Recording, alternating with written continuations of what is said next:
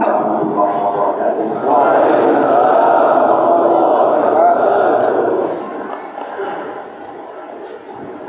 Alhamdulillah.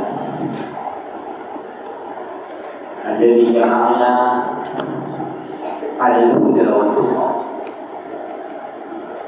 Segala puji bagi Allah Jalla Jalaluhu yang mengumpulkan kita di tempat ini di atas petunjuk dan hidayah, mengumpulkan kita di tempat ini di atas ketakwaan kepada Allah Jalla Jalaluhu. Kita siap berdesak-desakan, duduk berhimpikan. Mungkin sebagian merasa kurang suka ini datang terlambat. Kemudian dia jadi lebih. Oke.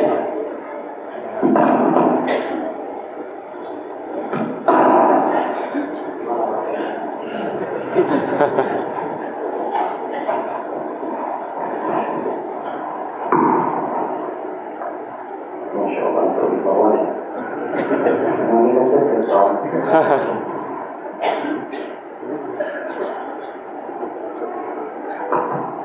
Alhamdulillah. Lebih hati. Kalau itu masuk ini. Kita bersyukur kepada Allah Jalla Jalaluhu atas karunia-Nya kepada kita datang ke rumah Allah bukan untuk bersukaria, tapi kita datang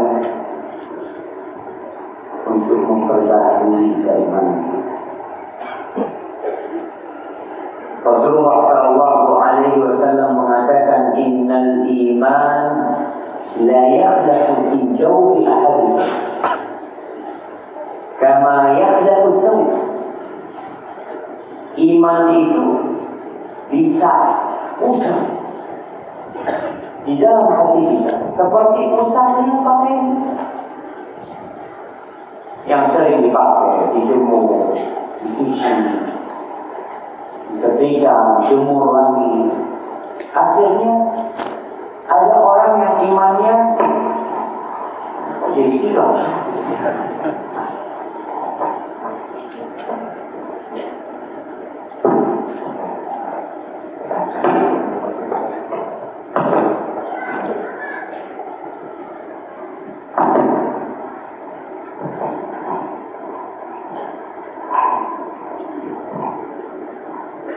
Bismillah. Baik. Antum bisa lihat sebagai orang berpakaian, kemudian pakaiannya jadi rusak. Apa yang harus dia lakukan? Dibuang pakaiannya, diperbaharui. Pernah antum lihat mobil model tahun 70? Kalau antum melihat kayak mobil baru, padahal umurnya sudah 48 tahun. Kenapa itu terjadi? Karena pemiliknya merawat dan menjaga. Iman kita ini kalau nggak dijaga, habis. Allahumma shalli wa sallim ala sayyidina Muhammadin wa ala alihi wa ashabihi ajma'in. Amma ba'd. Ahibati billah. Ini kayaknya nggak perlu lagi cuma untuk simpan aja.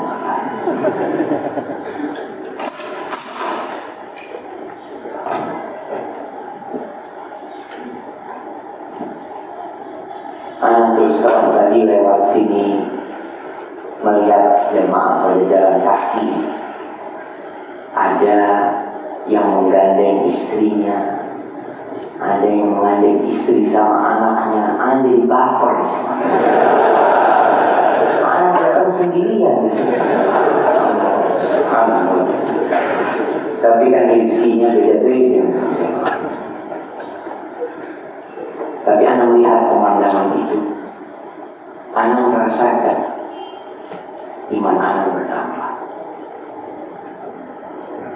jalan kaki, ada yang tua untuk datang ke rumah Allah ini. Sebagian memilih untuk berdiri, walaupun yang berdiri itu sakit hati. Oh, nggak disediakan ke panitia tempatnya, disediakan cuma untuk kehabisan tiket. Sudah habis tempatnya. Tapi Masya Allah, ini sebuah pemandangan yang indah buat kita. Semoga Allah mengumpulkan kita bersama di surga. Sebelum kita masuk ke kajian kita, seorang alim ulama As-Safari ini, dia menyebutkan masalul iman, masalul baldah, alaiha arba'atu rusum atau khamsah. Permisalan keimanan itu seperti sebuah kota yang dikelilingi 5 benteng. 5 itu di tengah. Seperti sebuah kota yang dikelilingi 5 benteng. Benteng terdalam yang pertama di dalam itu terbuat dari emas. Benteng yang kedua terbuat dari perak.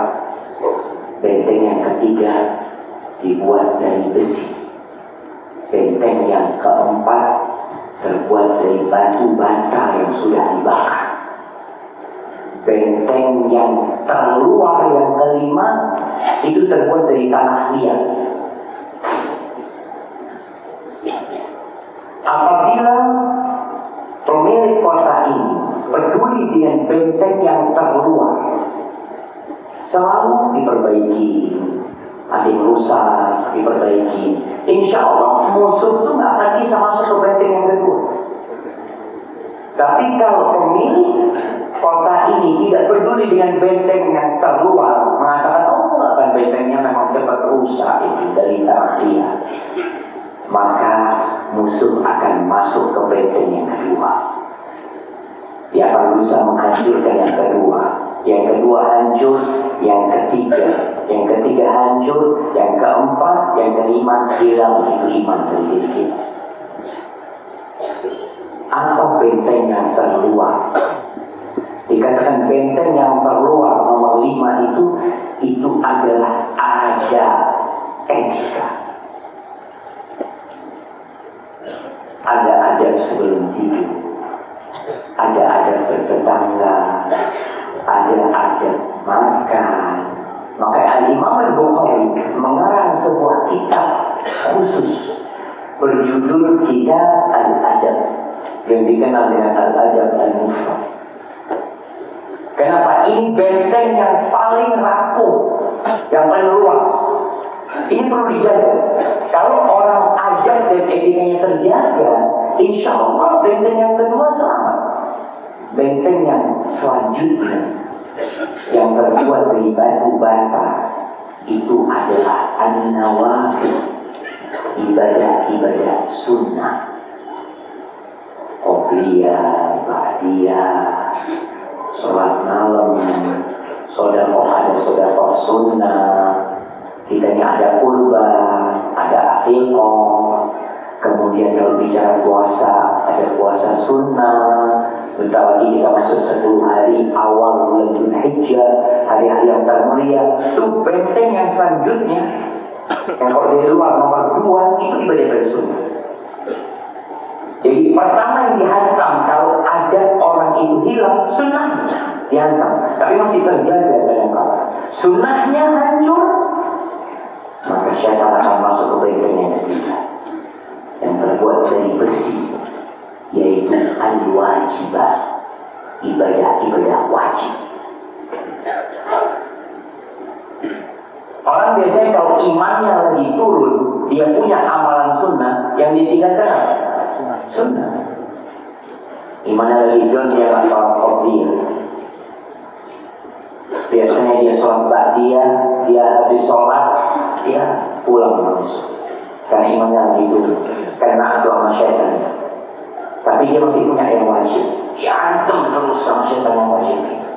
Biasanya orang kalau tidak punya ibadah sunnah, yang wajib yang kena langsung. Ketika yang wajib dihantam besi itu hancur, syaitan akan masuk kepada benteng yang nomor 4 yang terbuat dari perak. Itu adalah al-ikhlas, keikhlasan. Antum kalau sama yang wajib udah gak peduli, biasanya ibadahnya jadi riya. Ibadahnya jadi pencitraan saja. Berangkat haji pencitraan, buka bersama pencitraan, sholat Jumat pencitraan, sholat semuanya benar ada ikhlas. Dia sudah dari dunia sudah. Kenapa adab udah hancur, sunnah udah enggak, wajib dia enggak peduli. Sholat dia kadang-kala hanya untuk dilihat orang. Itu benteng yang keempat. Benteng yang terakhir jemaah, yang tercipta dari emas, itu adalah al-yaqin, keyakinan. Kalau sudah habis, sudah hilang beriman. Antum jadi nggak yakin sama Allah, jadi nggak yakin dengan hari akhir, dengan adanya hari kebangkitan. Bisa melihat ada orang-orang yang berbicara nampak aroma ketidakpercayaan dia dengan hari akhir. Dan ini bahaya sekali. Ya hilang. Maka kita harus peduli dengan benteng-benteng kita. Benteng yang harus aku jaga adalah benteng yang awal, ada ketika. Semoga kita jadi orang-orang yang mengikuti Nabi SAW, bukan hanya dalam ibadah, bukan hanya dalam akidah, tapi dalam adab dan etika. Karena agama Allah ini agama yang sempurna. Allah berbincang jalla jalal tentang surga, Allah berbincang tentang neraka, Allah berbincang tentang dunia ini. Alhamdulillah, pada suatu pagi di Masjid Nabawi, Rasulullah SAW sholat subuh menjadi imam. Dalam hadis yang diriwayatkan Imam Bukhari, ketika beliau selesai sholat subuh, dilihat para sahabat menghadap jalan pulang beliau. Tanya, kenapa tadi? Ternyata baru ada harta yang datang dari Bahrain. Ada fulus. Orang kalau punya banyak fulus, kadang-kadang tidak peduli dengan fulus kecil. Anak rasakan ketika anak belajar di Medina, kita biasa digaji 890 real. Ketika ada duit, duit 1 real itu ada harga. Kamu cuma 1 real. Tapi subhanallah, anak pernah dia punya duit. Anak bongkar ibu laci, anak cari. Mungkin ada duit sisa-sisa. Dapat setengah real. Setengah real. Koin. Anak katakan alhamdulillah. Bisa beli roti. Setengah dapat 3 roti. Anak ngomong subhanallah. Di sini para sahabat tadi miskin. Mereka hidup susah. Ketika mendengar ada harta yang datang, walaupun tidak banyak, mereka berharap dapat bagian dari sana. Lalu Nabi mengumpulkan para sahabat. Beliau berpidato mengatakan, Wallahi man faqra akhsha alaikum, walakin akhsha an tubsata alaikum ad-dunya kama busitat ala alladhina min qablikum fatanafasuha kama tanafasuha fatuhdikakum kama atadat. Demi Allah, kata Nabi SAW, aku tidak takut kalian ditimpa kefakiran. Aku nggak takut. Nabi tahu hari-hari ke depan akan ada rezeki yang dibuka. Yang aku nggak takut. Yang aku takutkan, ketika dunia ini dibentangkan untuk kalian. Mungkin ada orang yang hidupnya dunia yang seperti ini, susah hidup. Tapi akan ada satu masa dibentangkan dunia. Yang aku takutkan, ketika dunia ini dibentangkan padanya, Fatanafasuha. Ketika itu kalian akan saling bersaing. Di mana-mana Anda melihat orang ketika kerja kongsi bareng, ketika masih kecil solid dia. Masya Allah, saling mendukung, saling memotivasi. Ketika masih kecil, ketika dibentangkan, Allahu Akbar, bersaing. Sebagaimana orang-orang terdahulu pernah bersaing. Lalu apa yang akan terjadi?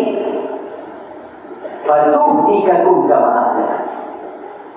Maka dunia ini akan menghancurkan kalian sebagaimana pernah menghancurkan mereka. Wallahi, Allah Jalla Jalaluhu berulang kali mengingatkan kita dengan fitnah dunia ini. Beliau Allah mengatakan, kalian ketahuilah, annamal hayatud dunya la'ibun wa zinatun wa tafakhurun bainakum wa takathurun fil amwali wal awlad kama ghaythin a'jaba al-kuffar nabat thumma yahiju fatarahu musfarran thumma yakunu mudghah. Ketahuilah, kata Allah, sesungguhnya kehidupan dunia ini la'ibun wa lahu, permainan, sedang orang. Antum pernah melihat orang main game kemudian menang, dia berada di level yang tinggi, oh menang kata dia, lalu dia matikan hatinya. Sudah selesai. Ini menangnya cuma permainan saja. Hari dunia kan, satu menang, sukses, setelah itu ditinggal. Ada orang yang Masya Allah, karena kesuksesannya dia bisa membeli villa 2 tingkat yang harganya 12 miliar. Pas waktu dia mau tinggal di villa itu mati. Terus anaknya mana mungkin ngomong, Pak, villanya di mana? Ya udah, memang kehidupan kayak gini. Ada izinkan anak tadi habis makan belum minum.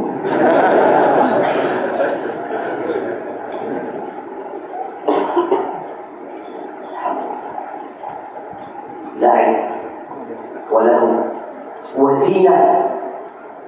Antum subhanallah keluar rumah dengan baju yang bagus, sama dengan surbannya.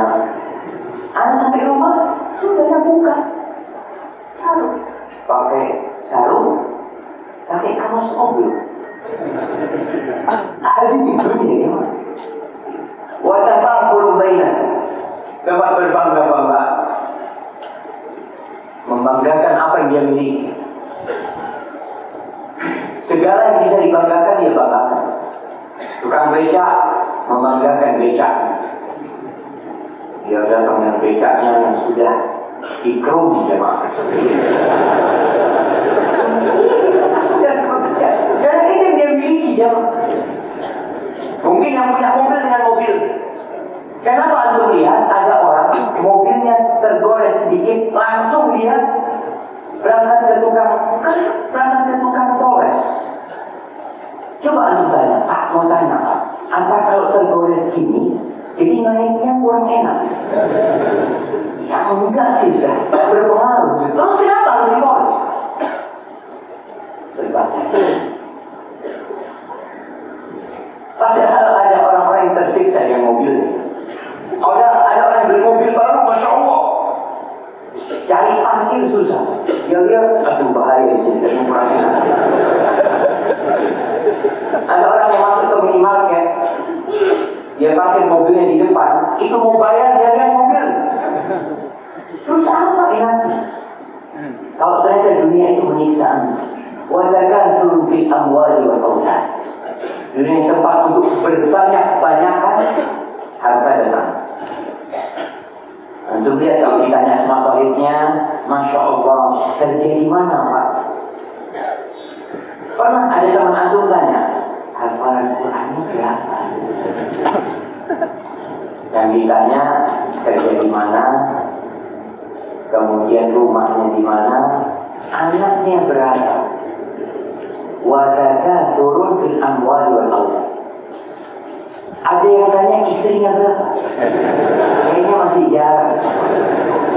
Karena yang jadi banyak-banyakan itu kata Allah, harta dan anak. Tanya, antum pakai mobil apa antum? Antum pakai motor apa? Antum hatinya apa? Subhanallah. Itu menjadi pertanyaan dari kehidupan. Karena memang tujuan orang ada yang salah dalam kehidupan. Ahibati billah, dalam hadis riwayat Imam Muslim, Abdullah bin Amr bin As meriwayatkan dari Nabi alaihi salatu wassalam. Nabi bertanya kepada para sahabat. Beliau mengatakan, "Kaifa antum idza futihat 'alaikum khazainu Faris wa Rum?" Bagaimana sikap kalau kalian apabila dibukakan untuk kalian itu perbendaharaan, kekayaan Persia dan Romawi? Gimana sikap kalian? Nabi berbicara ini sallallahu alaihi wasallam dalam kondisi sahabat hidupnya susah. Sebagian sahabat jemaah kalau sholat berjamaah sebelum dibukakannya Khaybar, sebelum ditaklukkannya Khaybar, mereka kalau sholat sujud itu sarungnya dipegang. Sebagian mereka tidak punya atasan, datang hanya dengan sarung, bukan mau gaya. Masya Allah, Pak Gagal, tidak baju. Ingat kisah ketika ada seorang lelaki mau menikah dengan wanita yang menghibahkan dirinya kepada Nabi SAW. Dia mengatakan, "Ya Rasulullah, inna yakun laka biha hajah, fazawwijni iyyaha." Kalau engkau ada hajat sama perempuan ini, nikahkan aku sendiri. Ditanya sama Nabi SAW, "Kamu punya apa? Mahal punya apa?" Coba pulang cari, tak ada apa-apa di rumah. Ilzamis walau khataman min hadid, kamu pulang cari lagi walaupun cincin dari besi. Cincin dari besi itu yang berapa sih harganya? Cincin dari perak, emas dari besi. Cari sudah walaupun cincin dari besi. Sudah datang menjumpai Nabi SAW mengatakan, "Ya Rasulullah, gimana kalau mahalnya sarungku?" Kata Nabi, "Kamu pakai apa?" Gak punya apa-apa. Sama sekali. Dan sahabat yang lain sama. Maka aku bisa bayangkan kenapa Mus'ab bin Umair radhiyallahu ta'ala anhu ketika tewas di perang Uhud, kafannya gak mencukupi. Kafannya itu ditarik ke kakinya, kepalanya kelihatan. Ditarik ke kakinya kelihatan. Mungkin itu berpikir, apa sahabat lain gak ada punya berbagi? Dan mereka juga berbagi. Tak ada. Sama-sama miskin. Akhirnya Nabi SAW mengatakan, "Hal ma'aka syai' min al-Quran?" Engkau punya hafalan Quran? Iya Nabi SAW, aku hafal surat ini, surat ini, surat ini. Ya udah, aku nikahkan engkau dengan dia dengan hafalan engkau miliki. Ajarkan hafalan itu. Subhanallah, dari miskinnya mereka. Maka Nabi SAW mengatakan kepada para sahabatnya, gimana sikap kalian kalau dibukakan buat kalian itu kekayaan Persia dan Romawi itu sudah ditaklukkan? Apa jawab Abdurrahman bin Auf? Dan qulu kama amara Allah atau kama amara Allah Ta'ala. Kita akan menjadi seperti yang Allah inginkan. Bagaimana perintah Allah, kita akan seperti itu. Ya ini idealnya seperti itu. Tapi realitanya apa seperti itu? Wah. Kita nggak tahu. Nah, dari mana? Pasar Turi, kira-kira kalau antum punya gaji tiap bulan 100 juta, Kira-kira gimana antum? Masih di stok pertama sini? Insya Allah. Mungkin masuk sedikit.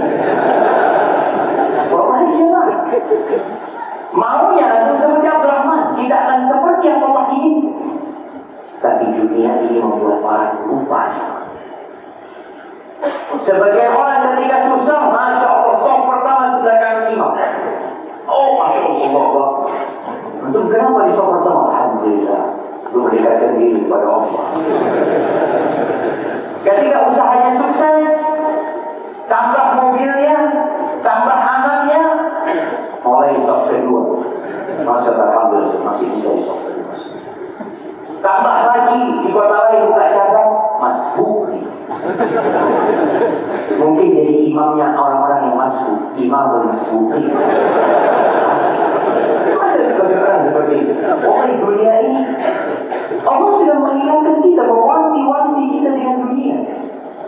Rasul SAW mengatakan, Inna dunya ulwatun khadirah. Dunia itu manis rasanya, hijau warnanya.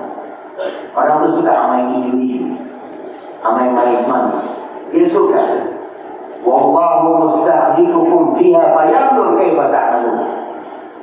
Allah menjadikan kalian khalifah di sana. Allah mau lihat gimana kalian menyikapi. Wattaqud dunya, wattaqun nisa. Hati-hati sama dunia kalian. Hati-hati. Kenapa harus berhati-hati? Nih, yang kata Nabi SAW, Allah ghairu dzalik, kayaknya sikap kalian nggak kayak gitu. Ini Nabi mengatakan kepada para sahabat. Yang kita tahu para sahabat Nabi generasi terbaik memang. Apalagi kita. Kita awal nggak punya duit, Masya Allah, sedekahnya besar. Ketika masih punya duit 10.000, dia bisa sedekah 5.000. Sedekah. Ketika punya duit 100.000, dia mungkin masih bisa sedekah 50.000. Ketika punya duit 1 juta, bisa dia sedekah 500.000. Walau kayaknya terlalu banyak. Itu belum 100.000, 50.000, sama 50%. Ketika dia punya uang 100 juta, mungkin dia sedekah 50 juta. Ini buat beli mobil, cukup. Dunia, berkah dunia. Maka Nabi SAW mengatakan, Allah ghairu dzalik, kayaknya sikap kalian kayak gini. Yang pertama dia mengatakan, tatanafazun. Ketika dunia dibukakan, yang akan terjadi kalian akan bersaing. Mungkin orang berpikir, Ustaz bersaing kan? Boleh Ustaz berpikir. Bersaing wajar aja.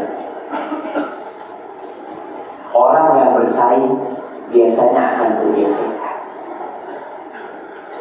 Rumah tatahasadu. Kalian akan pindah ke level yang selanjutnya, saling hasad. Orang bersaing buka usaha sama jemaah, biasanya saling mendukung. Tapi dilihat tetangganya lebih maju, di sini timbul hasad. Oh bisa ya, rame banget. Mungkin kayaknya keisiman. Tanda hasad. Sampai hasad aja lah. Tapi malah tumma tatabarun. Yang awalnya aku bisa duduk makan bersama sama dia, udah gak ada lagi. Saling memberikan bumbu. Setelah itu, yang keempat, tumma tatabarun. Kalian akan saling membenci. Apa penyebabnya? Dunia. Berapa banyak rumah makannya akhirnya pecah, usahanya akhirnya pecah, padahal dulu mereka membangun bersama. Di situ ada hasad, tidak bertemu sama, penuh dengan kebencian. Ada pernah dari cerita dari Syekh di Madinah, dia cerita waktu kita kuliah 25 tahun yang lalu. Jadi kira-kira 35 tahun yang lalu, Syekh itu cerita, kita di Madinah itu masih sering dapat hujan. Akhir-akhir waktu itu sulit terus.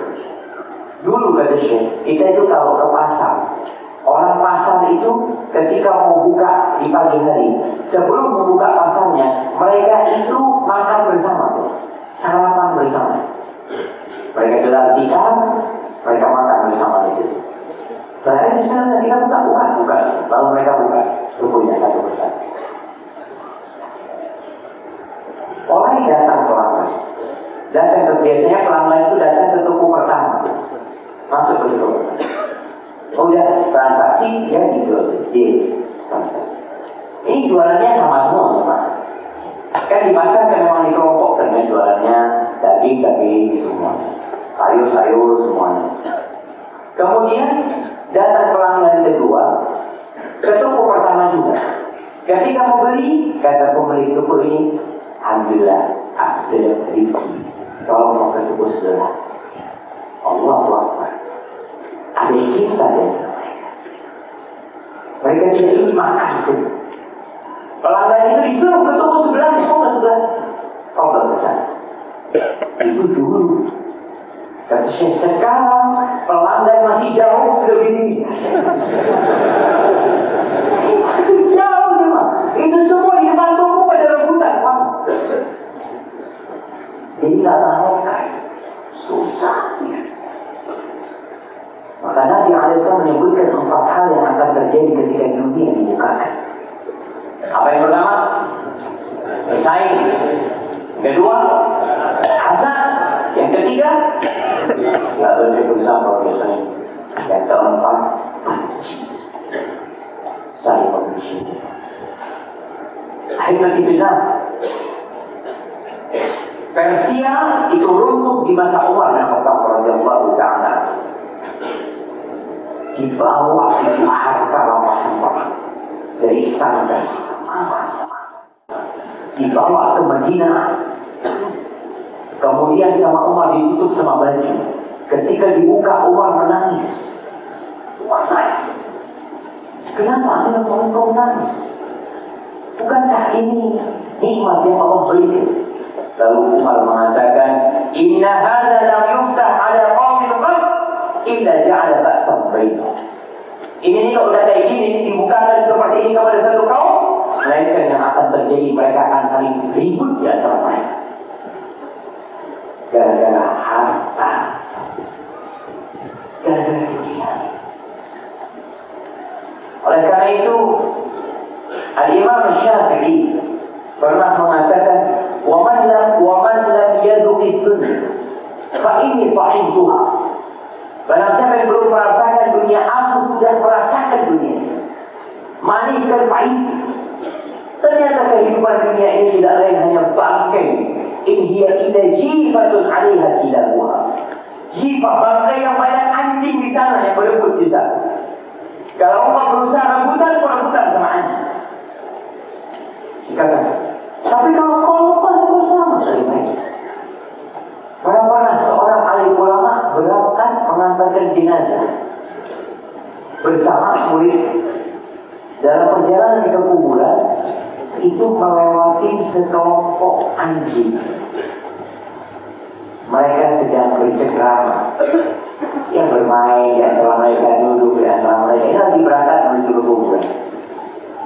Setelah itu pulang dari kuburan, anjing itu ribut, saling menggonggong, saling menggigit. Apa penyebabnya? Ada yang melemparkan pulang. Lalu alim ulama mengatakan, hadhihi dunya. Oh ya, ini dunia. Ketika mereka tidak ada dunia, mereka saling mencintai, mereka saling mengasihi, mereka saling mendoakan. Masya Allah. Ketika dikasih dunia,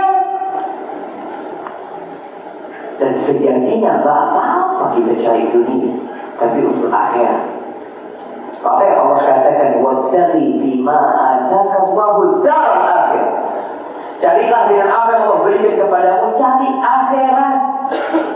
Wala tansa nasibaka minad dunya. Jangan lupa bagianmu di dunia. Kamu masih hidup di dunia. Hidup di dunia butuh ongkos, butuh biaya. Tapi cari akhirat. Sehingga ketika antum tahu teman antum yang bersaing sama antum gagal, kenapa antum tidak datang kepada dia? Antum butuh modal lagi, ya kasih.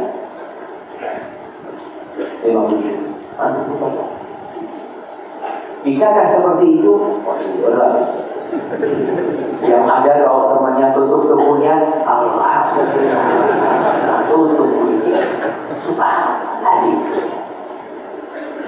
Rasul sallallahu alaihi wasallam mengatakan, "Ad-dunya sijnul mu'min wa jannatul kafir."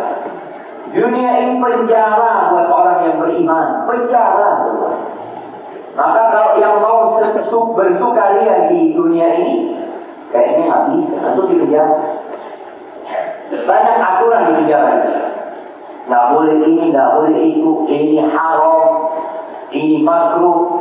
Subhanallah. Kenapa? Memang itu dalam penjara. Wajannatul kafir, surganya orang-orang kafir. Masya Allah, nanti kotak amal udah jalan ya, nanti dilihat dapat berapa. Wajannatul kafir, surganya orang-orang kafir. Orang-orang kafir tidak punya aturan. Atau dari bagian mereka sukses, Ustaz ini mereka melakukan riba, mereka menipu, tidak peduli orang yang timbangan. Nah, ini sudah buat mereka dibandingkan dengan apa yang Allah sediakan dari azab Allah, mereka berada di surga. Maka tugas kita apa? Tugas kita belajar. Dalam hadis yang lain Nabi SAW mengatakan, "Al-dunya mal'unatun mal'unun ma fiha." Dunia ini terlaknat. Terlaknat dunia ini. Dan terlaknat semua yang di dalamnya. Illa zikrullah wa ma wala, kecuali zikrullah, mengingat Allah. Dan semua ketaatan kepada Allah itu tidak terbatas. Wa alimun aw muta'allim. Dan orang yang berilmu atau orang yang belajar ilmu itu tidak terlaknat. Antum perlu mendatangi majlis-majlis ini, belajar. Orang siap ditempatkan ke pedalaman untuk dunia, untuk ilmu dan ilmu. Maka belajar agar kita tidak terlaknat. Dan kalau kita melihat persaingan dunia sekarang ini, kemarin persaingan pemilihan gubernur, kemudian mereka saling bersaing, mereka saling hasad, mereka saling membenci. Kemudian bentar lagi persaingan jadi calon, nanti persaingan jadi presiden, semua tujuannya dunia. Dan itu merusak agama hamba. Agamanya jadi rusak. Dia gadaikan agamanya untuk mendapatkan jabatan. Dia gadaikan agamanya untuk mendapatkan harta dan dunia. Oleh karena itu Nabi SAW bersabda dalam hadis yang diriwayatkan Imam Ahmad dan Tirmidzi, "Ma dhi'bani ja'i'an ursila fi ghanamin li'afsada laha min hirsil mar'i 'ala al-mali wasyaraf."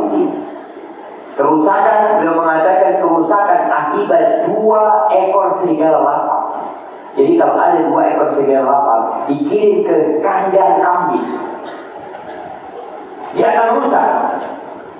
Tapi kerusakan yang ditimbulkan oleh 2 ekor serigala ini tidak lebih parah daripada kerusakan yang ditimbulkan karena ambisi dunia, ambisi harta, dan ambisi jabatan terhadap agama seorang hamba. Dijual agama demi jabatan, demi kedudukan, itu yang terjadi. Maka kita perlu berhati-hati dengan ambisi seorang. Wah, anak nggak ingin jabatan, Ustaz. Anak ini memperbaiki, Ustaz. Wah, ketika dia kampanye akhir tahun ada di Sukamiskin. Ngapain di Sukamiskin? Nah ya, aku lagi melihat-lihat bangunannya. Yang ada semua jemaah ambisi pada jabatan, ambisi kepada harta. Anda nggak boleh berambisi terhadap jabatan. Lah, ambisi anda akhirat. Tanamkan diri antum kalau antum mencari akhirat. Allah mengatakan, "Man kana yuridul ajilata ajjalna lahu fiha ma nasha'u liman nurid." Yang ingin kehidupan dunia, Allah tak Bagi Allah kehendaknya Allah kasih. Yang ingin akhirat, wa man arada al-akhirata wa sa'a laha sa'yaha wa huwa mu'min kana sa'yuhu 'inda rabbih mashkur. Orang yang berusaha untuk menghabisi akhirat karena mau masuk surga.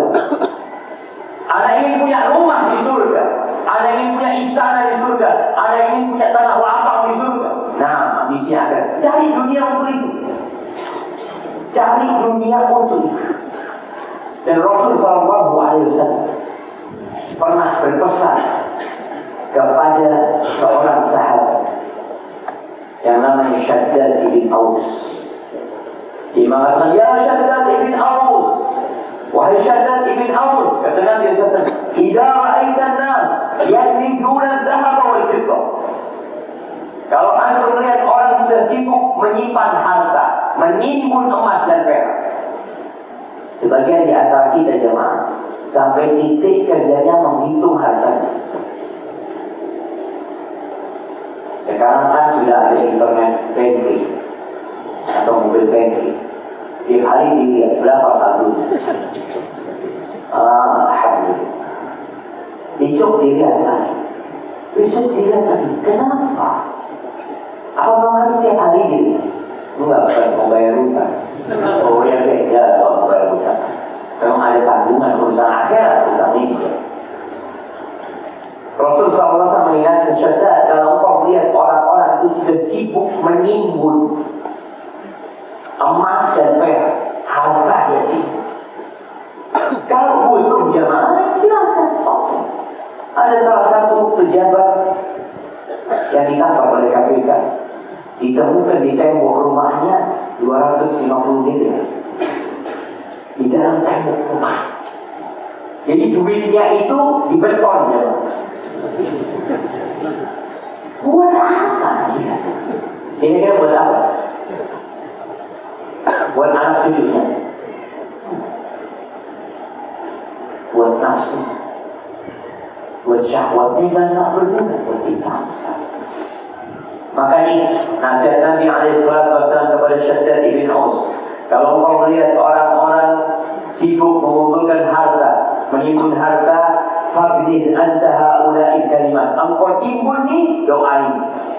Ini ada amalan yang diajarkan oleh Nabi SAW dalam menghadapi fitnah ini. Apa amalan? Nabi mengatakan, Allahumma inni as'aluka sabata fil amr wal azimata 'ala ar-rushd wa as'aluka mujibati rahmatik wa 'azaima maghfiratik wa as'aluka syukra ni'matik wa husna ibadatik wa as'aluka lisanan sadiqan wa qalban saliman wa a'udzu bika min syarri ma ta'lam wa as'aluka min khairi ma ta'lam wa astaghfiruka mimma ta'lam innaka anta 'allamul ghuyub. Coba kita sekarang mengkaji doa ini. Tentu pernah baca nggak doa Shaddad? Cari sekarang mudah untuk masuk ke YouTube dan mencari doa Shaddad bin Aus. Baca. Ini doa ketika menghadapi fitnah. Kenapa? Mau tidak mau kita terkadang ikut ya. Maka Allah contohkan dunia ini seperti air. Kama anzalnahu minas sama. Seperti yang Allah turun dari langit. Orang kalau masuk ke air, mau tak mau dia akan basah. Mau tidak mau. Makanya hati-hati ketika anda basah-basah, dikeringkan. Ada perasaan ingin numpuk harta itu ada. Makanya dia dari doa ini yang Nabi SAW. Yang pertama beliau minta mengatakan, ya Allah, Allahumma inni as'aluka tsabata fil amr. Ya Allah, aku minta kepadamu ketetapan dalam urusan ini, dalam urusan agama, dalam urusan dunia. Minta diteguhkan hati supaya tidak hidup bimbang. Ada orang yang kena musibah sedikit putus asa. Ada orang yang kena musibah, na'udzubillah, bunuh diri. Kita lihat ada anak SMP bunuh diri sekarang zaman. Na'udzubillah juga. Ada orang punya utang 20.000 bunuh diri. Ada orang punya utang dikejar-kejar, pura-pura menghilang. Katanya tenggelam di mana? Pantai Selatan. Ada tenggelam di sana. Dan namanya utang. Subhanallah. Jadi kalau kita melihat Nabi alaihissalam mengajarkan doa dan dikasih ketenangan. Ini mirip dengan doa Nabi yang sering beliau baca. Beliau mengatakan ya muqallibal qulub tsabbit qalbi 'ala din. Ya muqallibal qulub tsabbit qalbi 'ala din. Wahai yang membolak-balikkan hati, tetapkan hatiku di atas agama. Tidak ada jaminan jamaah kita mati Islam, saja. Antum yang ada di saf pertama, yang suka sholat di masjid, apakah ada yang menjamin antum mati husnul khatimah? Ada muazzin tukang azan mati Nasrani. Muazzin yang kerjanya tiap hari Allahu Akbar, Allahu Akbar. Gara-gara fitnah wanita, dia menikah dengan seorang wanita Nasrani dan nikahi. Dan wanita itu mengatakan tak bisa. Kalau kau mau menikah sama aku harus masuk agama. Masuk Nasrani.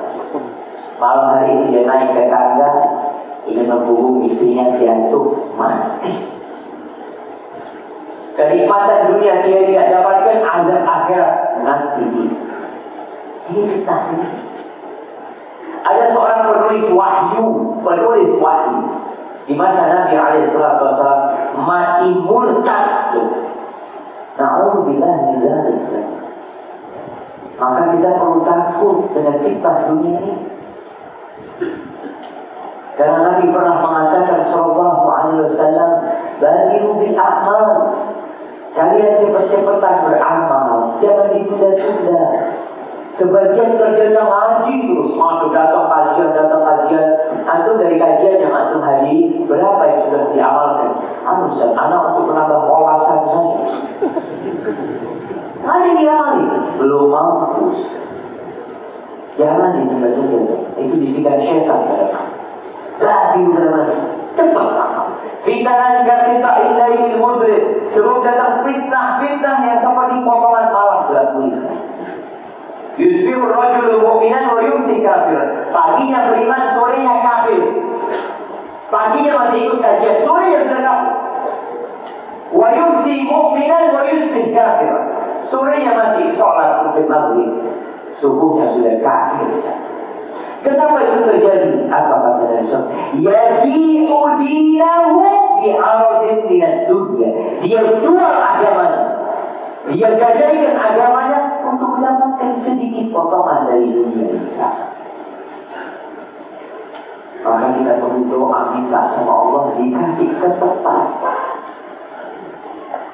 Ada orang yang ketika susah bisa tetap dalam agamanya, dikasih kebahagiaan. Ya, subhanallah. Maka minta sama Allah. Rabbana la tuzigh qulubana ba'da idh hadaitana wa hab lana min ladunka rahmah innaka antal wahhab. Minta ya Allah, jangan palingkan hati kami ya Allah setelah kau berikan hidayah kepada kami ya Allah. Minta husnul khatimah tetap di atas hidayah sampai mati. Mintakan buat anak-anaknya, mintakan buat istrinya, mintakan buat keluarganya. Allah ijabah. Kemarin anak sedih ya. Anak seperti jadi satu kajian hari Rabu yang lalu. Di hari ada satu orang datang, nangis dia. Nangis. Dia mengatakan doakan anak Ustaz. Kenapa Ustaz? Istrinya meninggal dunia Ustaz. Anak dia begitu cintanya sama istrinya. Anak udah punya anak belum Ustaz? Dia cerita sama itu. Hanya kita berpisah. Dia minta nomor kalian. Besoknya dia bilang Ustaz, tolong doakan anak haji anak kok. Udah galau. Anak katakan antum terima musibah siapa meninggal dunia. Dia cerita banyak sebenarnya. Akhirnya dia berbuka. Dia katakan, Ustaz, istri anak meninggal dan begini. Allah siapa? Ayat itu siapa yang tahu? Bisikan syaitan itu kuat. Godaan dunia ini begitu menyesatkan. Sampai mungkin padahal istrinya pegawai negeri dan dia usahanya cukup, tapi mungkin ada masalah. Maka minta ditetapkan. Masalah apa saja ingat, wa man yattaqillah yaj'al lahu makhraja. Karena siapa bertakwa kepada Allah, pasti Allah kasih jalan keluar. Ketika antum berada di pojokan yang sempit, antum merasa jalannya buntu, ketika itu antum ingat dengan firman Allah, fa inna ma'al usri yusra. Fa inna ma'al usri yusra. Pasti kemudahan. Karena itu akan bersama terus. Ada kesulitan, berarti di situ ada kemudahan. Antum tinggal tunggu. Tapi dalam masa penantian doa minta ditetapkan hatinya. Wal azimata 'ala rusyd, dan aku minta ya Allah tekad yang kuat dalam melaksanakan ketaatan kepada dan melaksanakan kebenaran. Ada orang yang semangat beramal tapi sesat. Salah yang dia lakukan. Alhamdulillah. Sejak dapat hidayah, anak sholat subuh 6 rakaat. Kenapa? Iya, anak sholat dulu kan lama, 6 tahun gak sholat. Maka anak sekalian lah, subuh 6 rakaat. Dilapel gitu. Al-azim adalah tekad yang kuat di atas petunjuk. Karena jangan sampai jemaah, ada orang-orang yang ikut aliran-aliran nyeleneh, tahu-tahu pasang dan di badan. Kenapa? Anak mau masuk surga. Oh, enak kali masuk surga. Saya mati masuk surga. Dari orang yang punya utang, pasang itu. Nanti masuk surga. Jangan. Ini pemahaman. Ada yang ngomong gereja sama, ngomong gereja sama. Dan dia berpandangan itu benar, makanya dia siap mengorbankan nyawanya. Padahal dia berada di atas kesesatan. Maka kita perlu minta sama Allah al-azimah al-rusyd. Tekad yang kuat tapi benar. Nah, jangan. Itu yang kedua yang kita. Yang ketiga, wa as'aluka mujibati rahmati wa azaima maghfirah. Ya Allah, aku memohon kepadamu segala perkara yang mendatangkan rahmat.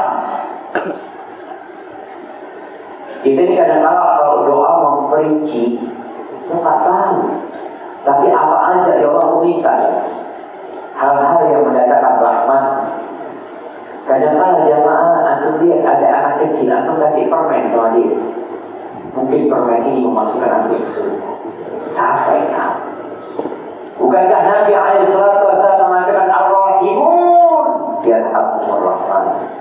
Orang-orang yang suka mengasihi orang lain, Allah akan mengasihi. Allah kita minta. Kadang-kadang ada orang Masya Allah pulang dari masjid, sebagian nanti anak lihat gelasnya tolong dibawa, jangan ditinggal. Ada orang yang bawa gelasnya, ada gelasnya orang lain dia tinggal. Dia ngomong, oh ini gak berajar. Terus dia tinggal.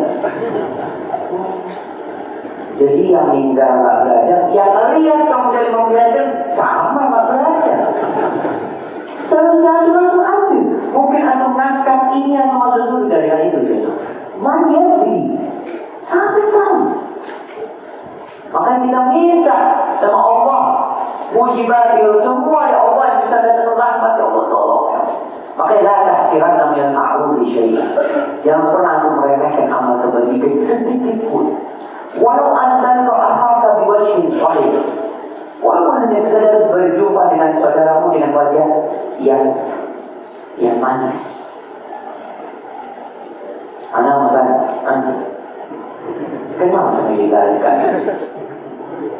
Oh mungkin sorry. Sering di sini. Salaman coba, salaman. Waduh, Masya Allah, Masya Allah. Jemaah ini seperti ini aja itu ada amal kebajikan. Sebagai dari duduk di sebelahnya sama yang di sebelahnya. Enggak, Assalamualaikum, mulai dari mana? Enggak usah mana, enggak mau basa-basi. Antum dapat pahala jemaah. Antum hanya mengucapkan salam. Apalagi dari nunggu Ustaz lama. Karena dikasih tahu Ustaz ada yang datang sudah jam 10. Masya Allah, Masya Allah. Tadi orang di sebelahnya ahlan masalah berharap istilah tubuh cinta dan kasih sayang sama. Walaupun hanya tersenyum, maka ingat nikah. Wa azaima maghfirati, Allah meminta segala amalan yang bisa mendatangkan ampunan. Apa aja amalan yang datang ampunan dari Allah Subhanahu wa taala. Untuk lihat ada orang masuk surga diampuni dosa-dosanya padahal dia pelacur ya. Pelacur, tak benar wanita ini. Tapi gara-gara membeli minum seekor anjing Allah ampuni dosa-dosanya. Maka kita tak tahu, maka yang minta doa sama Allah. Akhirnya hati jadi tergerak untuk beramal. Di tempat kita di jamaah kalau hari Jumat, Masya Allah, ada seorang dokter. Itu kalau hari Jumat, habis sholat Jumat, anak-anak kecil itu pada tungguin dia semua. Berdiri semua di sana. Dokter ini berbagi permen. Berapa harga permen? Anggap 500-an atau 1000-an. Kira-kira anak kecil jumlahnya 30-40 orang. Kalau 1000-an berarti 40.000. Antum bisa beri kebahagiaan kepada mereka semua. Mungkin juga menghapuskan dosa-dosa. Tapi kita perlu minta sama Allah supaya digerakkan di hati. Kemudian Nabi mengatakan wa az'aluka syukra ni'mati wa husna ibadati. Ya Allah, aku minta kepadamu agar hamba ini bisa mensyukuri nikmat yang kau berikan.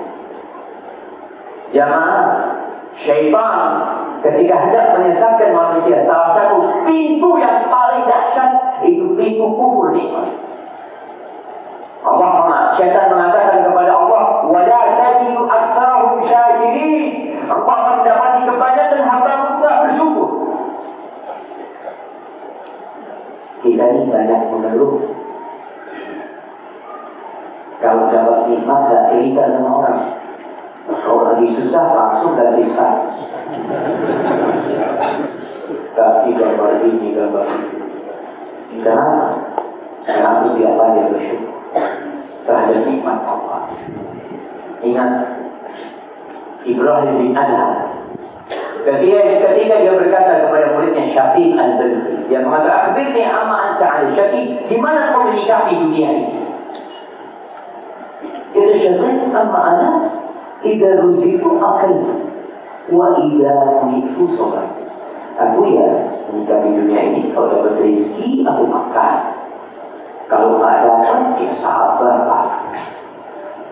Dia hidupnya antara syukur, antara makan dan sabar. Apa kata Ibrahim? Dia mengatakan, hakadha ta'malu kilabu balkhin inda. Anjing-anjing di kampung kita sama kayak kamu. Sama kayak ini. Lempari daging makan. Tadi lempari daging yang dingin. Sama. Waktu muridnya kita senang sama-sama anjing. Terus kalau kamu gimana? Amma ana idza ruziqtu asal wa idza munitu syakar. Aku kalau dapat rezeki aku berbagi. Aku cari, mungkin ada orang lain yang lebih membutuhkan rezeki ini, aku berbagi. Kalau aku dihalangi dari rezeki, aku bersyukur sama Allah SWT. Kenapa? Karena nikmat Allah itu banyak. Anda berpikir nikmat itu hanya fulus, nikmat itu hanya rumah. Oh, nikmat Allah itu banyak. Makanya katanya Ibrahim, kalau aku tidak dikasih rezeki, aku bersyukur sama Allah. Tetap alhamdulillah rabbil alamin, tidak pernah berubah. Dan terkadang tadi yang kita sebutkan, ada orang yang ketika dihalangi dari rezeki, dia dapat rezeki yang lebih indah, yaitu bisa bermunajat sama Allah. Tidak sedikit manusia ketika punya utang, Masya Allah, udah bangun sholat malam gitu sampai subuh. Dan Anda cerita tadi beberapa tempat di Sukamiskin. Kenapa Anda cerita Sukamiskin? Karena 2 pekan yang lalu sebelum maghrib berkali itu Anda di Sukamiskin. Anda isi kajian di Sukamiskin. Di sana mereka cerita, Ustaz, subhanallah Ustaz, kita ini di 10 hari terakhir Ustaz di Sukamiskin, di malam genap Ustaz, kita sholat tarawih baca 3 juz. Di malam gajian kita baca 4 juz. Sholat tarawih mulai jam 10 sampai subuh. Baca 3. Itu setelah mereka masuk penjara. Ketika di luar, nah kayak gitu loh. Berarti kan mereka dapat nikmat, jemaah. Dapat nikmat. Masjidil Haram gak sampai 4 juz ya. Maka itu kalau mau sholat 4 juz masuk juga miskin. Tapi jangan masuk ke sana untuk ikut sholat, gak apa-apa jemaah. Tapi jangan akhirnya masuk ke sana. Ya Ustaz, anak kok nyaman ya. Dulu waktu di masjid apa? Ini masjid apa? Masjid Ashifa. Imamnya baca setengah juz, anak kaki sudah tolong. Ini sudah miskin kok kaki bisa kuat. Mungkin dikarenakan itu merasa Allah nikmat ya Allah, nikmat yang mengajar kepada Allah itu jauh lebih nikmat daripada antum dikasih dunia dan isi. Makanya kenapa Nabi SAW mengatakan rakaat fajr khairun min dunya wa ma fiha. 2 rakaat sebelum subuh itu lebih baik dari dunia dan isi. Tapi kadang-kadang orang tak merasakan gimana antum bisa 2 rakaat sebelum subuh. Kalau assalamualaikum ya Allah, ini yang aku lakukan ya Allah lebih baik dari dunia dan isi. Bisakah antum merasakannya? Syukur nikmat. Pandai-pandai itu bersyukur kepada Allah Subhanahu wa Ta'ala. Kemudian di antara bentuk syukur adalah bersyukur kepada manusia. Jangan lupa dengan kebaikan orang lain. Jangan lupa dengan budi baik orang lain. Ingat, karena itu termasuk syukur antum kepada Allah. Kemudian Nabi mengatakan, wa husna ibadati sarul. Dan aku mohon kepadamu ya Allah agar beribadah yang baik ya Allah. Tak sembarangan beribadah. Karena ada orang-orang beribadah masuk neraka dari ibadah. Karena tidak ikhlas, karena tidak sesuai dengan sunnah Nabi alaihi salatu wassalam, dia sholat asal sholat. Hadis yang diriwayatkan Imam Tabrani.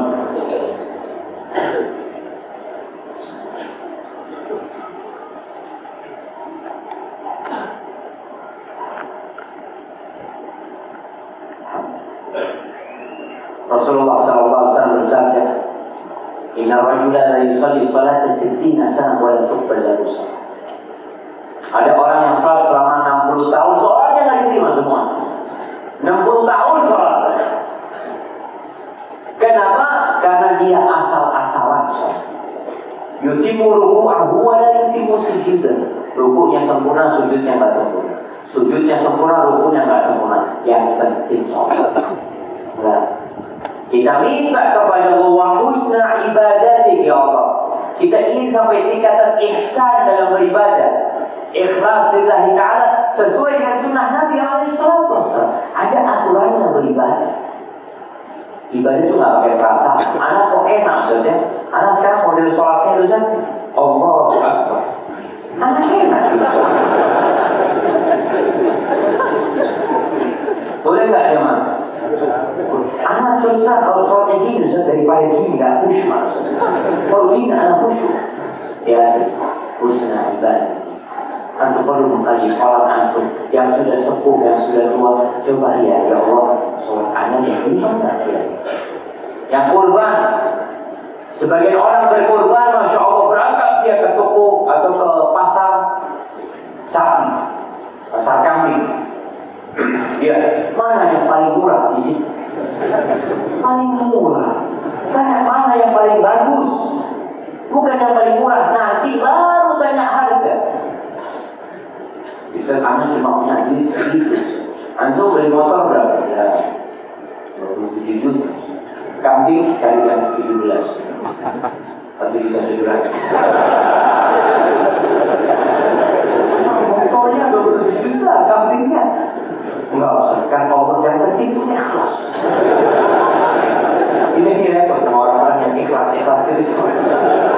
Nah, tapi kita harus yang baik ya Pak.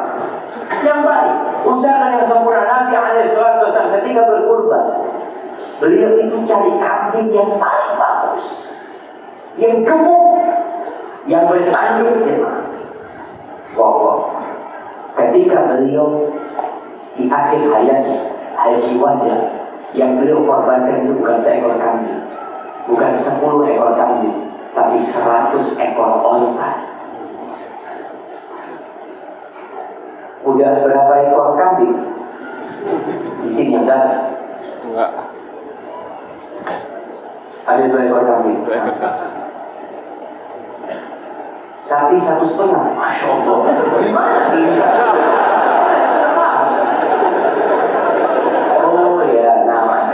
Beli sapi 1,5 ya. Tak bisa dikorbankan 1,5. Ini jemaah itu baru dapat 2 ekor kambing. Nanti Masya Allah, Insya Allah. Kami nggak boleh setengah tahun. Ya, nggak boleh kambing setengah. Kalau kami boleh setengah. Tinggal setengah atau setengah. Yang sempurna kalau beribadah ya. Wallahi jemaah itu yang antum akan dapat. Ada orang bisa bikin rumah, bisa beli mobil yang mahal, macam-macam, kurban, kaya murah. Nah, yang sesempurna mungkin dan ikhlas lillahi ta'ala. Tak perlu ketika pemotongan kambing antum datang. Mana kambingnya Bapak? Yang paling besar. Mana yang paling besar? Sudah itu buat antara antum sama Allah. Dan ketika antum nyembelih, Masya Allah, anak ini. Ketika kita nyembelih sapi, kampus kita, sapinya orang, jemaah, bukan sapi kita. Kita potong sapi. Potong yang pertama, Masya Allah, dengan mudah anak memotongnya. Potong yang kedua agak susah. Kata Petrol sendiri, antum kayaknya nggak ikhlas potong yang kedua. Ya Allah ya kita dulu. Pemirsa ini mungkin tidak ikhlas. Maka sembunyikan antum. Antum kalau bisa potong kurban itu, antum kasih ke masjid, anak pasang di masjid berapa? 20 ekor kambing anak. Antum di rumah antum, di belakang rumah antum potong 1 ekor kambing yang besar yang bagus. Ada yang lihat cuma antum sama Allah besar. Antum potong ya Allah, ini buat aku dapat dari keluarga aku. Supaya kita bisa diterima. Mungkin yang lihat cuma istri dan anak-anak antum. Karena ibadah ketika dilihat orang mau tidak mau, sudah riak bisa masuk. Tapi ketika antum beribadah di dalam rumah, potong kambing di sana belakang rumah antum, nggak ada yang lihat, antum potong sendiri, atau hanya panggil tukang potong, tukang kulitin, itu kambing hanya dia yang tahu. Mudah-mudahan antum bisa beribadah. Maka husna ibadah di masa fitnah seperti minta, kemudian meminta wa as'aluka lisanan shadiqan, minta lisan yang jujur. Sekarang ini banyak dusta. Kita di zaman, di masa yang jujur dituduh pendusta, yang pendusta dieluk-elukan seakan-akan dia pejuang, yang pengkhianat, na'udzubillah min dzalik, media kadang-kadang berubah seperti itu. Maka kita minta semoga lisan shadiq, jujur, tidak main-main. Apalagi di masa penuh perdagangan kayak ini, banyak orang berdusta. Wa qalban saliman, minta hati yang selamat dari penyakit-penyakit hati, selamat dari kesyirikan, selamat dari iri, dari dengki, selamat dari segala penyakit hati. Minta sama Allah qalban saliman, ya Allah, minta ya Allah, khususnya dari kesyirikan. Kemudian berlindung, wa a'udzubika min syarri ma ta'lam, aku berlindung dari segala keburukan yang kau ketahui semuanya. Dan aku memohon kepadamu segala kebaikan yang engkau ketahui. Dan wa astaghfiruka mimma ta'lam, dan aku beristighfar, mohon ampun kepadamu dari semua dosa yang kau ketahui. Mungkin menurut aku itu tidak dosa, tapi menurutmu dosa, aku minta ampun ya. Innaka anta 'allamul ghuyub, sesungguhnya engkau ya Allah Maha mengetahui yang baik. Nih doa tolong diamalkan, tolong dibaca. Ketika kita di masa semua orang sibuk dengan dunianya, mereka berburu dunia, atau berburu doa. Cari hal yang halal. Ni'mal malu soleh firrajul soleh. Sebaik-baiknya harta yang baik itu kalau ada di tangannya orang yang soleh. Silakan antum menjadi muslim-muslim yang kaya raya, yang sukses dalam dunia, tapi ambisi antum tetap akhir. Ambisi tidak boleh berubah. Tetap anak mau buka usaha, anak mau kerja apa saja, anak mau cari akhirat. Ketika itu antum sholat, Masya Allah. Ada wallahu a'lam bishawab. Ketika antum bisa segera jawab, Masya Allah.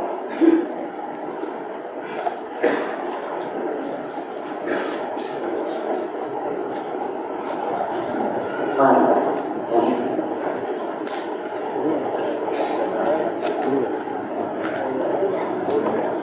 Assalamualaikum Ustaz. Maaf, mau tanya seputar orang tua. Saat ini orang tua saya sedang sakit, sudah menanggung. Posisi sekarang dirawat sama adik saya. Dalam benak saya, biar saya adik merawat ibu. Cuma ada hal yang mengganjal, itu terkait istri dan mertua saya. Saya selalu dibantu rasa khawatir dari mertua, terutama bagaimana solusinya Ustaz, mohon pencerahan. Syukran jazakallahu.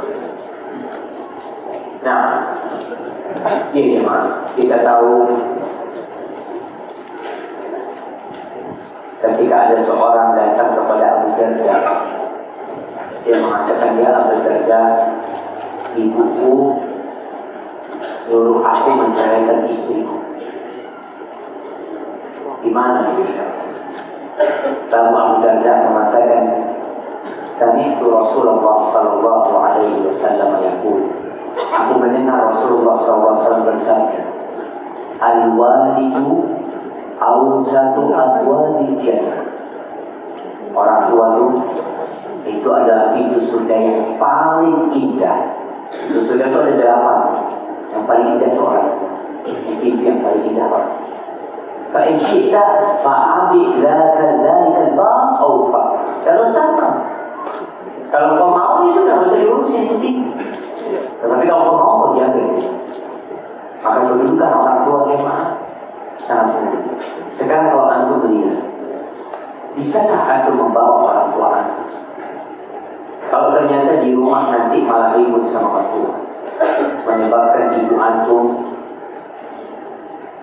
tidak nyaman di sana.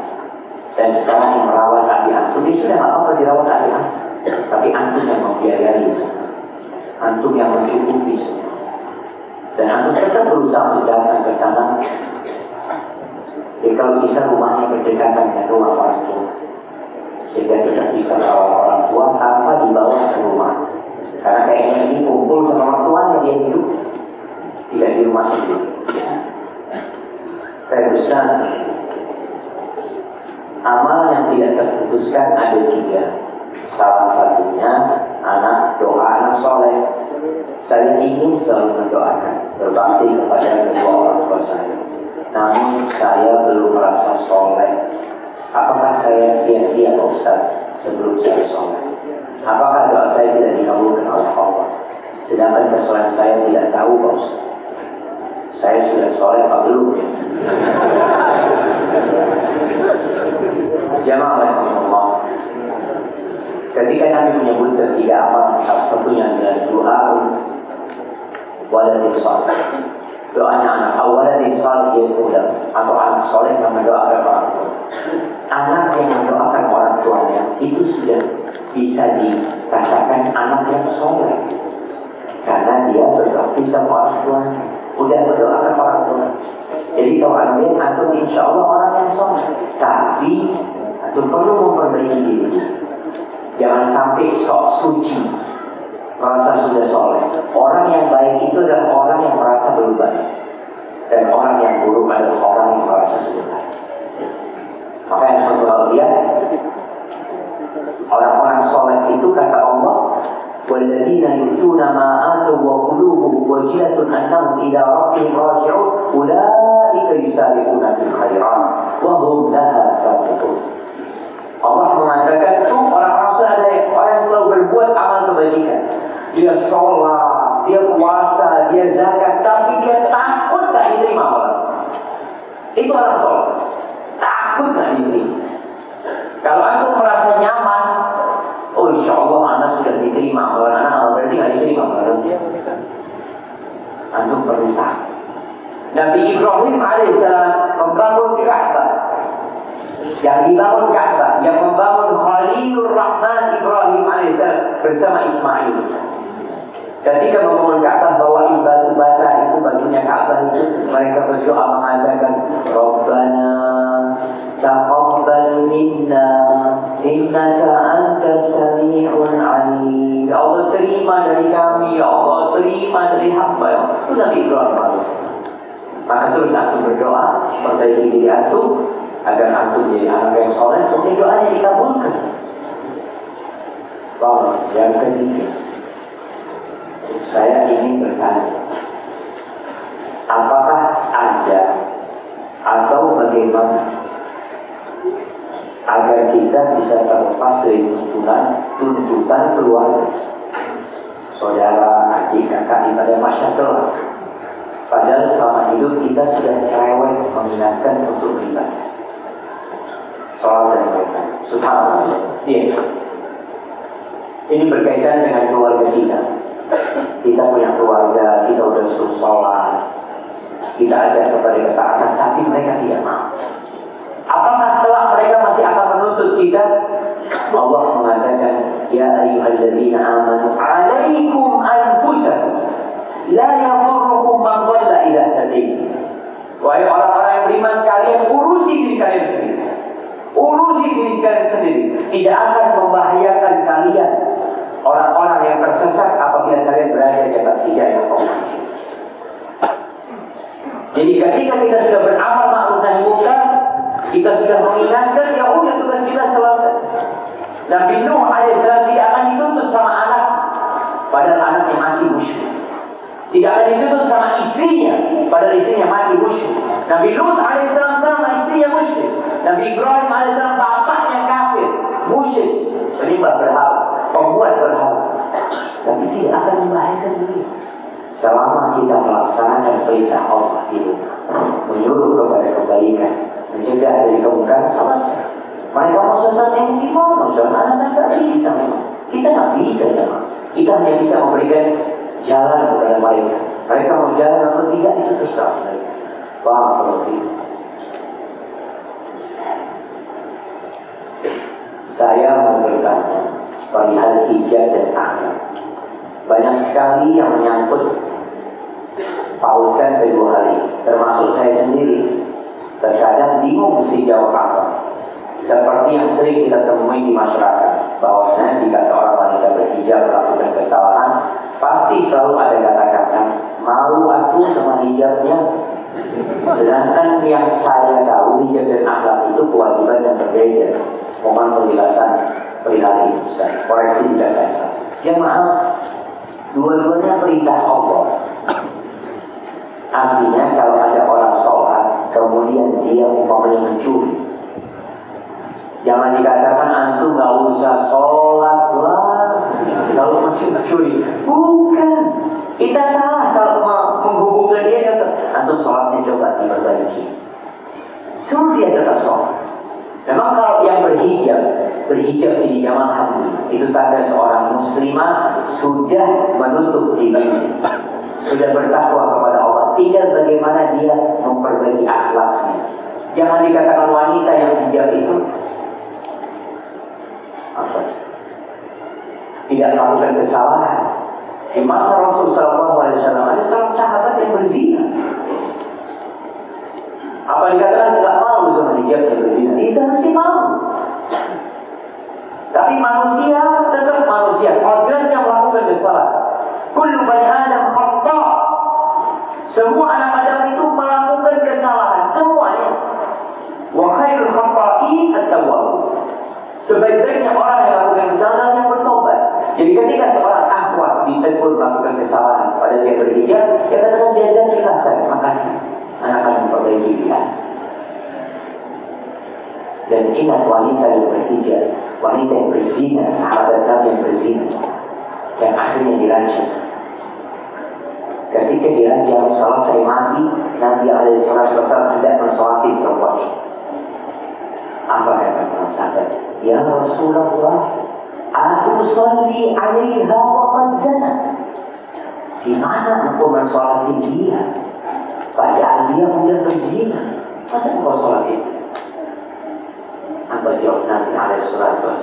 Laqad tabat taubatan law qusimat ala 70 min ahli Madinah lawasi'atum. Perempuan ini sudah bertobat, kalian tahu.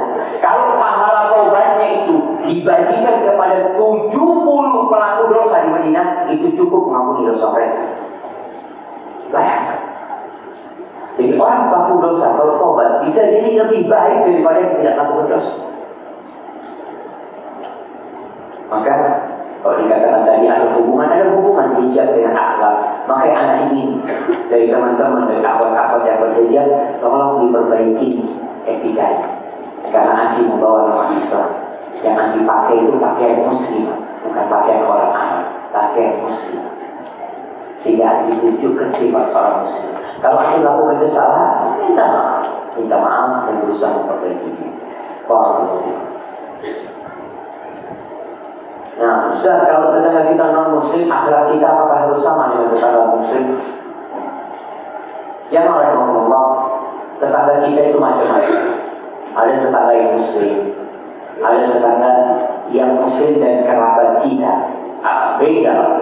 Ada tetangga yang non-muslim. Tapi semuanya kita punya kewajiban berbuat baik sama mereka. Tinggal levelnya mungkin yang berbeda. Ketika muslim, ada hak-hak sebagai saudara muslim. Ketika dia kerabat kita, ada hak-hak silaturahim buat dia. Tapi ketika dia hanya seorang manusia yang non-muslim, wajib kita berbuat baik sama dia, wajib. Nabi SAW mengatakan, "Mazal Jibril yusini bil jar hatta dhanantu annahu sayuwarrithu." Jibril alaihissalam terus-terusan ngasih wasiat kepada aku agar aku berbuat baik kepada tetangga sampai aku mengira tetangga itu akan dapat warisan. Sampai seperti itu. Oleh karena itu Abdullah bin Amr bin As kalau potong kambing, dia pesan kepada pembantunya, kalau selesai kuliti, yang pertama engkau kasih tetangga kita yang Yahudi.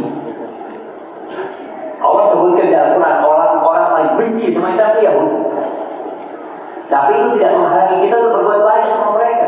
Selama mereka tidak mengganggu kita, jangan mengganggu mereka. Bahkan berbuat baik sama mereka. Tunjukkan akhlak muslim kepada mereka.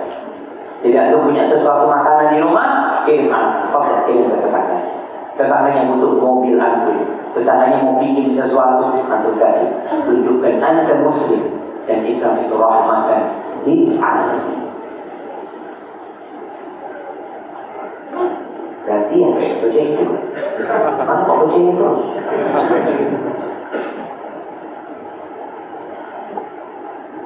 Ana sering sekali merasakan tidak stabilnya iman dalam hati.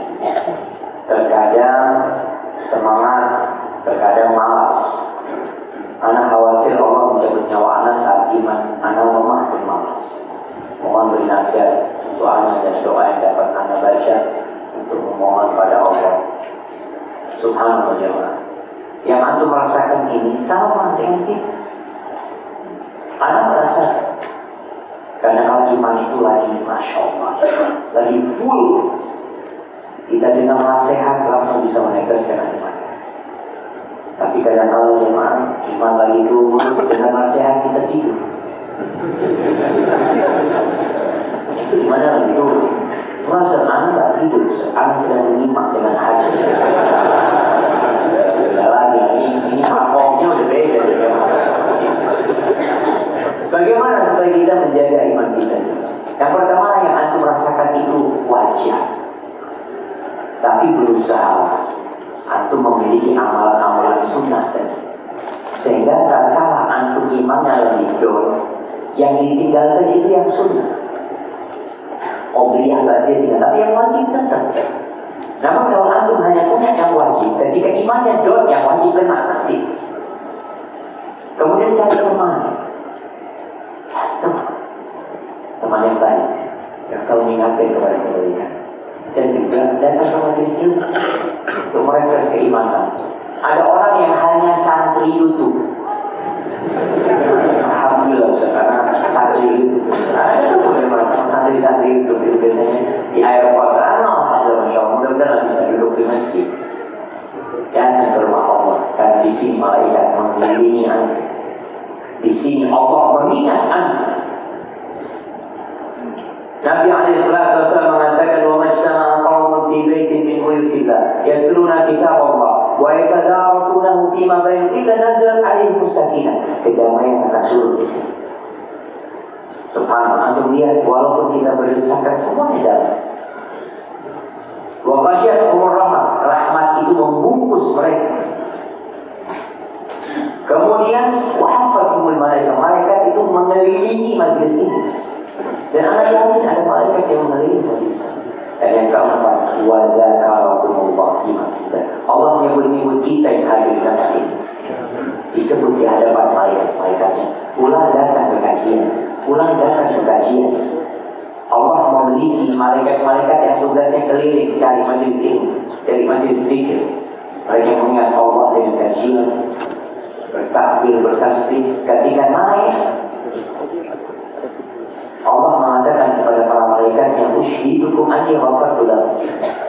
Aku kasih kesaksian kepada kalian, aku sudah ampuni semua yang ada di sana.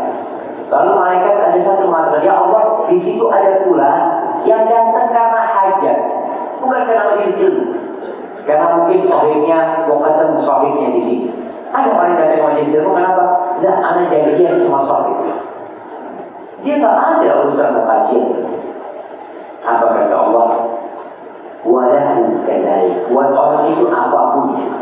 Humul qaum la yashqa bihim jalisun. Itu orang-orang yang datang di majlis ilmu itu, yang kumpul sama mereka tak akan sesat.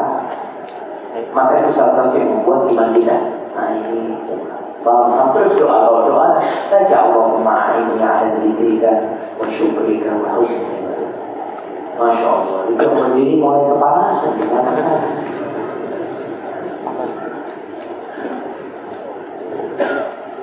Mohon nasihatnya Ustaz, anak-anak yang menginjak remaja agar mudah menerima nasihat dan cenderung banyak waktu untuk main. Iya, anak-anak muda ini, anak-anak remaja ini harus kasih kegiatan yang bermanfaat buat mereka. Karena nggak bisa anak muda itu hanya disuruh, ayo baca buku, ayo ngaji. Orang tuanya perlu ngajak anaknya mandiin mobil. Hari ini mobil dimandiin, apa? Orang tua berduduk sama anak-anak, jalan berdua sama anak, makan bersama sama anak yang remaja, ngobrol nanti apa, cari tahu apa yang ada di benak anak, kasih arahan itu anak. Karena jangan sampai anak itu curhat kepada orang lain, dia nggak curhat sama orang tua. Maka anak-anak remaja ini berusaha untuk membaca bagaimana remaja-remaja di masa para sahabat Nabi, bagaimana perjuangan mereka, bagaimana adiknya Sa'ad bin Abi Waqqas itu perang, belum bisa pakai baju, belum bisa pakai pedang. Dia perang dengan Allah. Ada Anas bin Malik yang dia berkhidmat kepada Nabi SAW. Maka mungkin buat anak-anak muda manfaatkan waktu remaja ini untuk mendekatkan diri kepada Allah. Karena kalau antum dekat sama Allah ketika masih muda, beda pahalanya dengan orang tua yang dekat sama Allah. Orang kalau sudah sepuh ke masjid, dia wajar, Ustaz sudah baru tanah, dia udah kemana-mana, kita kan masih muda. Di sini berbeda. Ketika anak muda tumbuh besar taat kepada Allah, antum akan dapat naungan kelak di pada masyarakat. Nah, Masya Allah, Pak, ada itu nanti.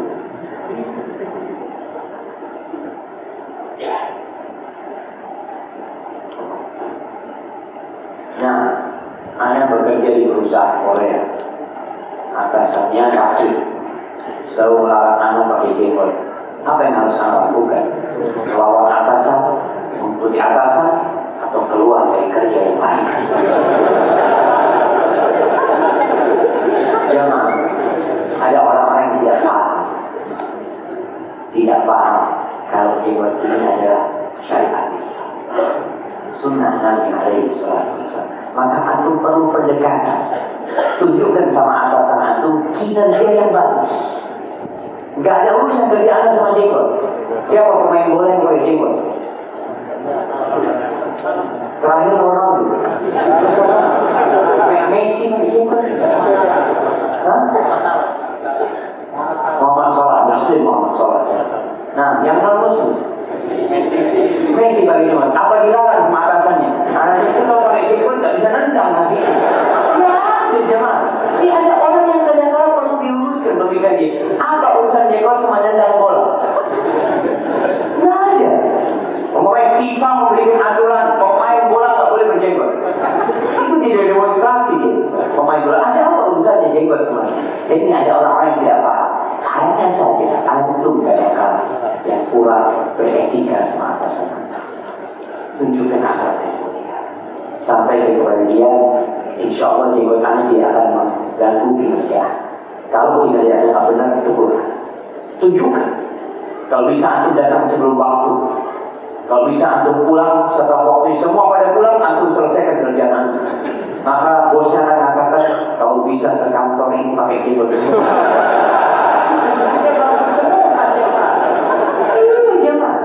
Ini urusan dunia sama mereka, urusan dunia. Maka untuk perbaiki kerjaan itu dan perbaiki itu juga Islam ini indah, Islam itu indah. Maka yang berpikir Islam itu hanya jenggot doang. Islam itu adalah akidah, ibadah, muamalah, akhlak tunjukkan kepada mereka. Dan anak dapat cerita dari seorang polisi. Dia berbilang, dia komis, dia cerita seorang pernah ke Jakarta sama istrinya. Dia udah ngaji, dia udah cikram, dia istrinya udah pakai kerudung besar, berjumpa dengan bos sebuah perusahaan non muslim.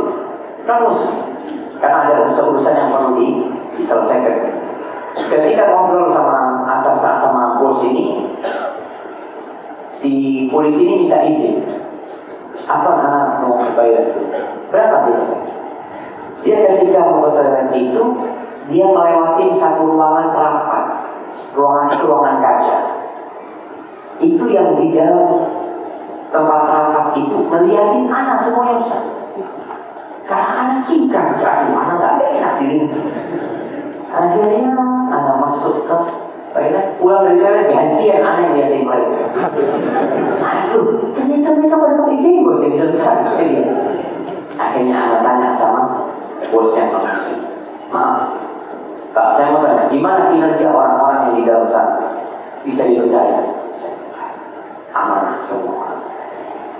Kata kompres ini, orang-orang itu menurut pandangan sebagai umat Islam perlu dicurigai. Karena tidak paham.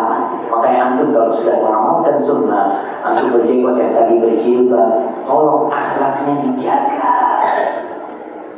Jangan sampai kejadian seperti yang terjadi di Surabaya, ngomong sana, ngomong sini, akhirnya yang berjenggot jadi dituduh macam-macam. Yang pakai jilbab pada disorot mereka, gara-gara oknum yang merusak. Maka itu tolong dikit. Insya Allah akan ada jalan keluar. Ustaz, dulu saya kerja di catering dan seringkali ditugaskan untuk mengurangi porsi untuk customer secara batin. Kemudian anak memutuskan untuk resign. Sekarang timbul was-was. Apakah keputusan anak tersebut sudah benar apa salah? Seiring sekarang anak sudah menjadi kerjaan lain. Ada tawaran pekerjaan yang haruskan anak harus cukup jenggot dan harus isbal bahkan suap. Tolong beri masukan. Subhanallah jemaah. Ada seorang chef di sebuah restoran di Jakarta. Restoran bintang 5 ini kadang-kadang menyebutkan